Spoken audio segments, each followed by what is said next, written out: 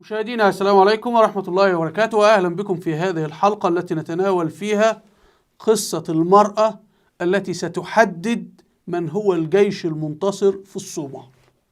في الصومال يتصارع العديد من الجيوش، فيه الجيش التركي له قاعدة هناك، الجيش الأمريكي له قوات هناك، الإمارات تريد السيطرة على موانئ الصومال، إثيوبيا لها قوات هناك. في الواقع من سينتصر من هذه الجيوش؟ هل أصحاب الخطط العسكرية الأكثر عبقرية؟ لا. هل جهاز المخابرات المتفوق وكذا؟ لا. سيحدد المنتصر في هذا الصراع من سيسيطر على الصومال، سيحدد مصير هذه الجيوش مجتمعة امرأة. تعالوا نبدأ ونرى هذه القصة، ودائما لما نرى خبر ما وراء الخبر وكيف تسير الأمور، لأنه في النهاية ممكن يكون عندك جيش قوي وتخسر المعركة. يعني في أذربيجان تركيا انتصرت عسكريا وخسرت سياسيا. يعني في الآخر تركيا انتصرت في إقليم ناغورنو قرباخ وحررته، ولكن من سيطر عليه الجيش الروسي، والقوات الروسية جلست فيه، والمضادات الجوية الروسية وما إلى ذلك. فتعالوا نرى السيناريو الذي يجري الآن في الصومال من خلال امرأة بنت صغيرة عندها 23 سنة فقط، كيف يجري استخدامها في هذا الصراع العسكري. أولا هذه هي المرأة، هي امرأة صومالية اسمها حليمة عدن، وهنا في قناة الجزيرة كاتبين تحت صورتها عارضة الأزياء العالمية حليمة عدن، وركز من كلمة الأزياء العالمية، يعني البنت على مستوى العالم كله، اسمها حليمة عدن تعلن اعتزالها عالم الموضة. الخبر بسيط جدا، بيقول انه عارضة الازياء العالمية حليمة عدن قررت اعتزال الموضة يعني، وقالت لن اساوم على حجابي ولو بملايين الدولارات. يعني انه دور ازياء الموضة طلبوا منها ان تخلع حجابها، فهي رفضت، بل هي رفضت ان تستمر. يعني حتى هي تقول في الحوار ان هي في البداية كانت ترتدي الحجاب الاسود، وبعد ذلك ستبتدي يطلبون منها أن ترتدي الحجاب الملون.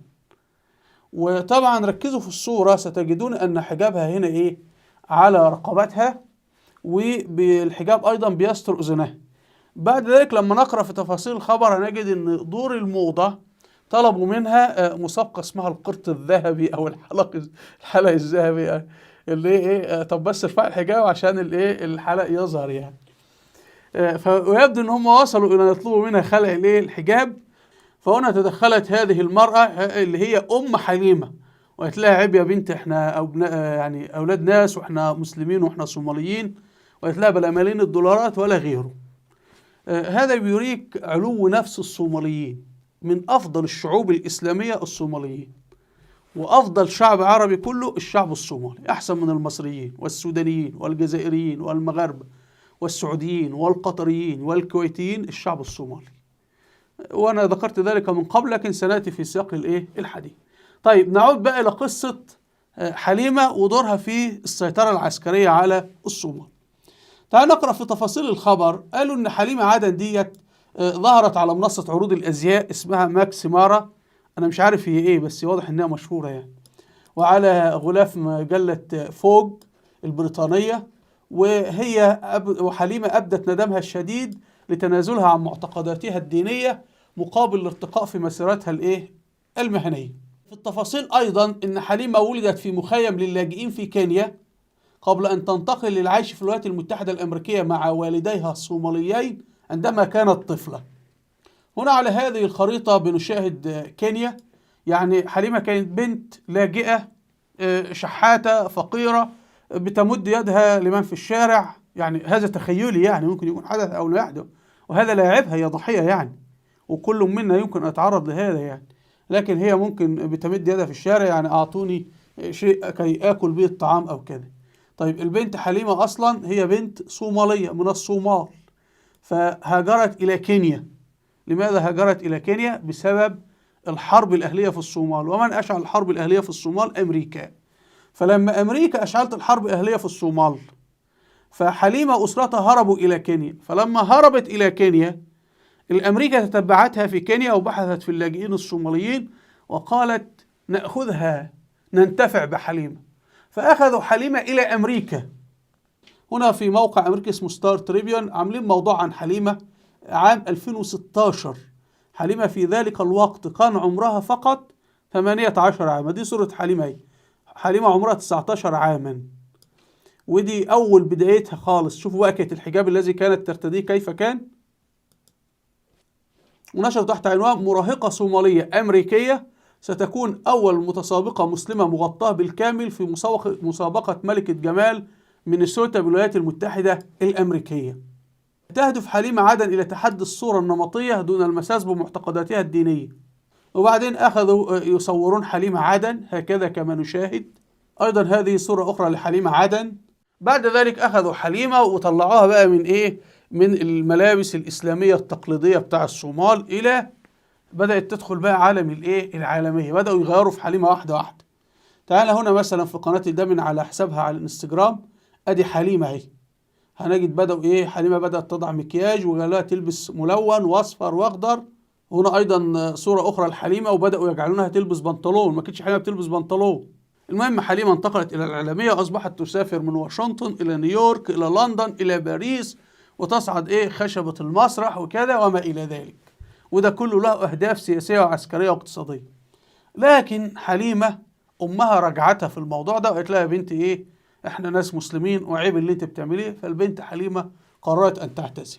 فحليمة كشفت مؤخرا عدم ارتياحها في هذا المجال عبر منشور على انستجرام أشارت فيه إلى أنها تفضل الدين على الدنيا. وقالت حليمة إن مجال الموضة يستغل البشر ويجردهم من إنسانيتهم، وأن الله فتح بصيرتها على هذه الحقيقة قبل فوات الأوان.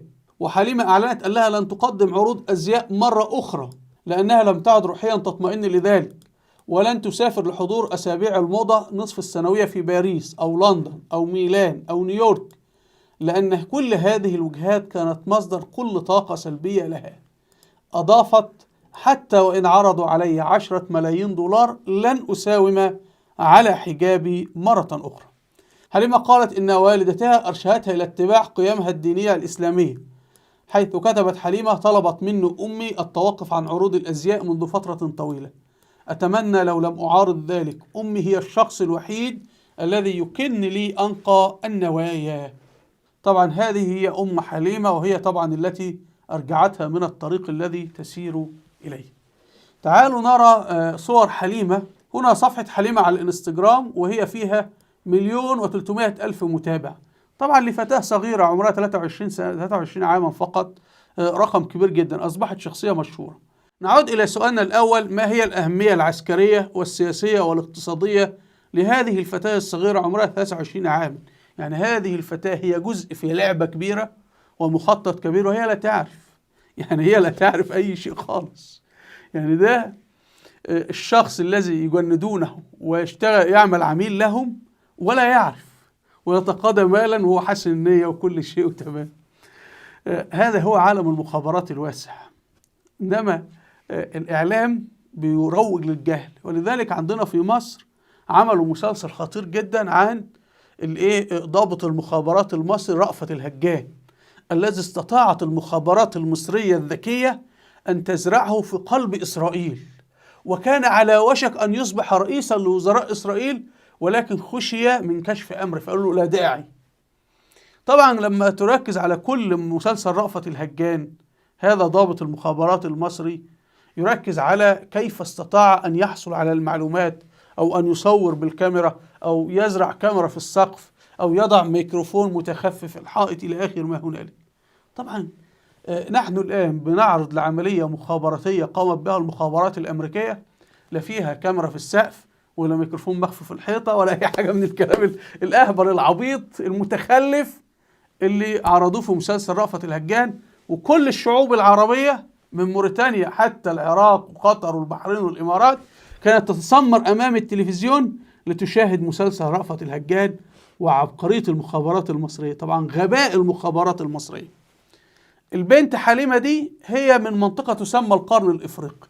أدي القرن الإفريقي بيشمل الصومال، بيشمل إثيوبيا، بيشمل كينيا، يشمل جيبوتي، إريتريا، حتى السودان تقدر تقول إنها داخلة ضمن القرن الإفريقي. هذه المنطقة فيها عدد سكان 115 مليون إنسان. منهم 80 مليون مسلم. تعالوا نرى هنا في قناة الجزيرة تقرير عن القرن الإفريقي، أهميته المتعاظمة والصراعات المستمرة فيه. عدد سكان القرن الإفريقي 115 مليون نسمة. لو أضفنا كمان 40 مليون نسمة في السودان فنحن نتحدث عن 155 مليون نسمة. دولة كبيرة، يعني السكان دول 155 مليون نسمة، يعني نستطيع أن نقول ضعفي عدد سكان تركيا، أكثر من سكان مصر. خلي بالكم، فأنت بتتكلم على شعوب كبيرة. البنت دي لما تأخذها وتجعلها تخلع الحجاب وتصبح نموذج للمرأة في الصومال وجيبوتي وإريتريا والصومال وكينيا. كينيا 35% من سكانها مسلمين. إثيوبيا فيها نحو 65 مليون مسلم. فبالتالي هذه المرأة منوط بها أن تغير العقول. معركة المخابرات الأمريكية للسيطرة على العقول. في قاعدة قالها ضابط فرنسي وهي مذكورة في كتاب استعمار مصر للمؤرخ الأمريكي تيمو ميتشل، يقول: نسيطر على أجسادهم ثم نسيطر على عقولهم. فالبنت حليمة دي لما كانت بتعيش في الصومال لم يكن تستطيع المخابرات الأمريكية أن تسيطر على عقلها. فماذا فعلوا؟ دخلوا بالقوة العسكرية المسلحة، عملوا حرب، هجر السكان أصبحوا خلاص لما أصبح الشعب السوداني في حالة هزيمة عسكرية وأصبح في الشتات، أصبح تحت السيطرة العسكرية الأجنبية. يعني الصومال اليوم فيها قوات إثيوبية انسحبت بسبب الحرب، فيها قوات إفريقية من كينيا وأوغندا، فيها قوات أمريكية. تعال نشاهد هنا CNN الأمريكية: مقتل ضابط استخبارات أمريكي في الصومال. ثم في تفاصيل الخبر نكتشف أكثر من 600 جندي أمريكي موجودين في الصومال. يعني في قاعدة عسكرية أمريكية موجودة في الصومال. بالإضافة هنا في الجزيرة افتتاح قاعدة عسكرية تركية في الصومال. وأيضا هنا في الBBC طموحات موانئ دبي اللي هي الإمارات وحروب المستثمرين في الخليج والقرن الإفريقي، رغبة الإمارات في السيطرة. فالذي جرى هو أنه بعد السيطرة العسكرية على الصومال نريد أن نسيطر على العقول. فبدأت المخابرات الأمريكية أو المكاتب التابعة للحكومة الأمريكية اللي هي مكاتب اللاجئين، ودي موجودة في كل دولة. ستجد مثلا بالنسبة للسوريين في مكاتب الأمم المتحدة للاجئين، المصريين أيضا في مكاتب الأمم المتحدة للاجئين. مهمتها أن هي ترى من العقول النابهة في المصريين وتأخذهم إلى أوروبا، أمريكا، بريطانيا، فرنسا، ألمانيا، السويد، فنلندا، وهكذا، الصومال، السودان، إريتريا. فأخذوا خيرة العقول عندهم. ومن هؤلاء هذه البنت الفتاة الصغيرة اللي هي حليمة. طيب تأثير ذلك على الوضع السياسي والعسكري في الصومال إيه؟ الشعب الصومالي شعب مسلم متدين جدا ومحافظ جدا، ولا يزال يحتفظ بالقيم الإسلامية النقية. يعني لا يتحرش بالمرأة، لا يغتصب المرأة، لا يعاكس المرأة، يحمون جارهم. إذا مثلا أنا غريب ذهبت إلى الصومال وذهبت إلى قبيلة صومالية، لا تسلمني، لا تغدر بي. القيم دي موجودة في الإسلام وكانت موجودة في القبائل العربية هنا في السعودية وفي القبائل العربية من 100 عام. يعني من 100 عام قبل آل سعود والإنجليز كان الكلام ده موجود، وكان موجود في تركيا أيام الدولة العثمانية. المهم الاحتلال الإنجليزي والفرنسي دمر كل هذه القيم، لكن الصومال باعتبارها لم يتم احتلالها إلا لفترات قصيرة، وبعدين الاحتلال بقي في مدن الساحل، لم يدخل في العمق الصومالي. فبقي الشعب الصومالي يحافظ على تدينه الشديد وتمسكه الشديد بالإسلام. فهنا طبعا الصومال من قبل كانت إمبراطورية إسلامية كبيرة، فيمكن أن تنبعث من جديد، هذه الإمبراطورية. فبالتالي هنا الدول الأوروبية قالت لك نسيطر على عقل الشعب الصومالي. فماذا فعلوا؟ أولا منعوا الكتابة بالحروف العربية في الصومال. جاء الحكم الشيوعي في الصومال، إبان حكم سياد بري، وده حكم الشيوعي، قام بمنع الكتابة بالحروف العربية، وأصبحت اللغة الصومالية تكتب بالحروف اللاتينية. فهذا طبعا يجعل الشعب الصومالي لا يستطيع أن يقرأ القرآن الكريم. أنت كده حملت جدار بين القرآن الكريم وبين الشعب الصومالي. ولكن هذا لم ينتج أثره بسبب أن الشعب الصومالي بيذهب للعمل في السعودية والخليج، فأصبح غالبية الصوماليين المتعلمين بيتعلموا لغة عربية، بالإضافة إلى مدارس تحفيظ القرآن الموجود في الصومال. لكن لو استمر الوضع على 20 عاما والخليج توقف عن استقبال عمالة صومالية، هيكون لديك جيل صومالي لا يستطيع أن يقرأ الفاتحة، هيكون لديك جيل صومالي لم يقرأ القرآن، جيل صومالي لا يعرف اللغة العربية، فأنت عزلت عن هويته الإسلامية. جزء من المسألة تغيير ثقافة المرأة الصومالية، أنهم يأخذون حليمة عدن هذه الفتاة وبعدين يجعلونها عارضة أزياء وبعدين تخلع الحجاب، كان المفروض أنها تخلع الحجاب وبعد ذلك ترتدي المايو إلى آخر ما هنالك. طيب هذا كله يؤثر على إيه؟ يؤثر على الوضع السياسي والعسكري في الصومال، لأن الشعب الصومالي لما يبعد عن الإسلام هيبقى إيه؟ تماسكه ضعيف. يعني اليوم بلد مثل تركيا لما كانت متمسكة بالإسلام كانت إمبراطورية، يعني المسلمين الأتراك بالإسلام حكموا من فيينا حتى الصومال دي حكموها. في التاريخ الصومالي فيه حاكم صومالي تمرد على الخليفة العثماني. تخيل الصومال هنا هي ادي الصومال، وبعدين الخليفة العثماني ده قاعد في اسطنبول هنا، مسافة بعيدة جدا، فهو عصى الخليفة، فراح الشعب الصومالي خلعه وقال له انت كافر ازاي تعصي الخليفة، وده بدون قوات عسكرية. يعني لم يكن السلطان العثماني يحتاج ان يرسل الجيش العثماني كي يحكم سيطرته على الصومال، لا، احنا بنسيطر مجرد العقل، دور العقل في السيطرة على الدولة والحفاظ عليها. لكن لما تركيا ابتعدت عن الإسلام، شوف انظر بقى، أصبحت مسافة تركيا أدي تركيا، أصبح مساحة تركيا أقل من 1,000,000 كيلومتر مربع. فبالتالي إذا كان الإسلام قويا في الصومال هتكون الصومال موحدة وكبيرة، والصومال كانت إمبراطورية كبيرة قديما يعني. وأيضا في نفس الوقت الصوماليين سيختارون من يعتنق نمط حياتهم. يعني لو الصومالي بيعيش وفقا لنمط الحياة الإسلامي هيقول لك أنا أتحد مع تركيا أو الجيش التركي يبقى عندي.